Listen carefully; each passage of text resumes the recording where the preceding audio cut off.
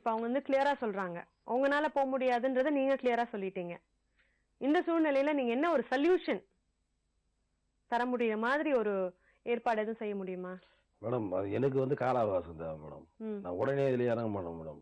சரிங்க, உங்களை இன்னொன்னு கேக்குறேன். இப்ப வந்து அந்த இன்னும் 40 நாள இந்த 40,000 அந்த FD எடுக்கிறதுக்கு அவங்க உங்ககிட்ட தான் வந்து ஆகணும்ன்றீங்க. இந்த சொத்து விஷயமா இன்னும் எத்தனை காலம் வெயிட் பண்ணலான்னு இருக்கீங்க? எனக்கு தெரிஞ்சாங்கன்னா இவங்க தான் முடிவு பண்ணது, நான் பண்ண முடியாது. எப்படி? இவங்க தான் மேடம் சொல்லணும், வச்சு பேசலாமா? இல்ல இன்னும் இல்ல, ஏன்னா ஒரு ப்ராப்பர்ட்டினுடைய வேல்யூ போக போக இன்க்ரீஸ் ஆகும்போது இன்னும் போட்டும் அப்படின்னு நினைப்பாங்க. கணக்கும் பண்ணிட்டு தான் இருக்கு, அதுவும் தான் பண்றாங்க. இருக்கட்டும், எங்க போயிட போகுது? பொண்ணு தான் மேடம் வயசாகும், மண்ணுக்கு வயசாகாது, வேல்யூ தான் ஏறும். இருக்கட்டும், நானுங்கிறேன் எவ்வளவு நாள் பாப்பா. அதுக்கு நான் வயசாக வரைக்கும் நான் ஒரு 10 வருஷம் போறேன்னு சொல்லல, நாளைக்கே கூட முடிப்பேன். 1 மாசம் கூட ஆகும், 1 வருஷம் கூட ஆகும், பொறுமையா நான் முடிச்சிடலாம், அவ்வளவுதான். தணிகைவேல், இந்த ப்ராப்பர்ட்டி ஒண்ணுதான் உங்களுடைய சொத்தா இல்ல வேற எதுவும் இருக்கா? வேற எதுவும் இல்ல மேடம். ஓகே, இப்போ இந்த ப்ராப்பர்ட்டி ஒரு வாங்குவாருன்னு நீங்க நினைச்சு பாத்தீங்களா? இல்ல இல்லையா? அப்ப நீங்க கால அவகாசம் கொடுத்துதான் ஆகணும். வாங்கியாச்சு. இப்ப வந்து அவர் ரொம்ப கிளியரா இருக்காரு, தெளிவா தான் சொல்றாரு, அவர் சொல்றது எல்லாமே கரெக்டா தோணுது. சரிங்களா? கொஞ்ச நாள் இது இவரும் இன்னொரு ஒரு பிரதரோ இல்ல ஃப்ரெண்டோ இல்ல இன்னொரு ரிலேஷன்ஷிப் சேர்ந்து வாங்கியிருந்தா கூட இவரா போய் ஒரு ஸ்டெப் எடுத்தாருன்னா அது பிரச்சனையாகும், இன்னும் காம்ப்ளிகேட் ஆகும். நீங்க வெயிட் பண்ணி தான் ஆகணும். எப்போ அப்படின்றது யார் கையிலுமே இல்ல. இவரும் அந்த இன்னொரு ஷேர் ஹோல்டரும் ஒன்னா முடிவெடுக்கணும். அப்பதான் இது காம்ப்ளிகேஷன் இல்லாம எல்லாருக்கும் சாதகமா முடியும். சரிங்களா? இது உங்க குழந்தைங்களுக்காக வரணும்னு நீங்க நினைக்கிறீங்க, ரொம்ப நியாயமானது. பட் டைம் கொடுக்கணும். மத்தபடி லைஃப் எப்படி இருக்கு உங்களுக்கு?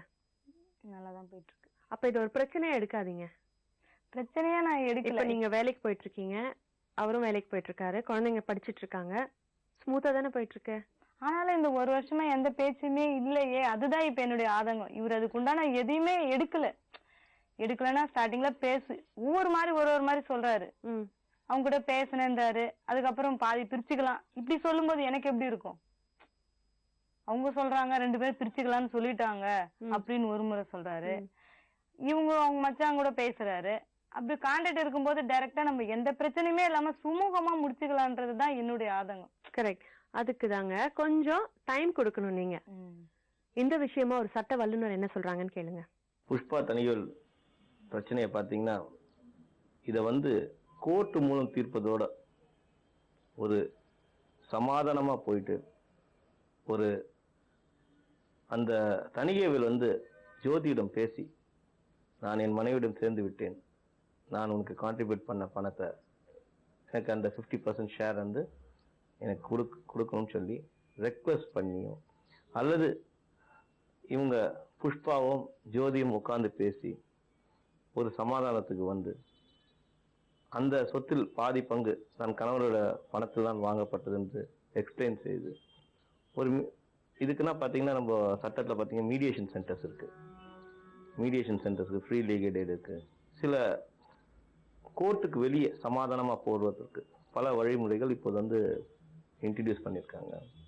அந்த வழிமுறையில் ஒரு மனுவை வந்து மீடியேஷன் சென்டரில் கொடுத்து எங்களுக்குள்ள இருக்க இந்த பிரச்சனையை தீர்த்து வைக்குமாறு ரெக்வெஸ்ட் பண்ணால் கண்டிப்பாக அவர்கள் வந்து மீடியேஷன் சென்டர் 2 பேரும் அழைச்சு பேசி அவங்கள என்ன பாசிபிள், என்ன ஒரு சமாதானம் உடன்பாடு ஏற்பட முடியுமோ கண்டிப்பாக வந்து ஜோதியை வந்து ஒரு 4 ஸ்டெப்ஸ் முன்ன வந்து ஆமாம் இது அவருடைய படத்தில் வாங்கப்பட்ட சொத்து அப்படின்னு சொல்லி ஒரு முன்ன வந்து டேக்கிங் சம் டைம், கொஞ்சம் அது முழு பணம் இல்லாட்டியும் ஒரு ஸ்டெப் பை ஸ்டெப் பணமாகவோ அல்லது அந்த சொத்தை விற்று 2 பேரும் பங்கு போட்டுக்கொண்டும் இருக்கலாம்.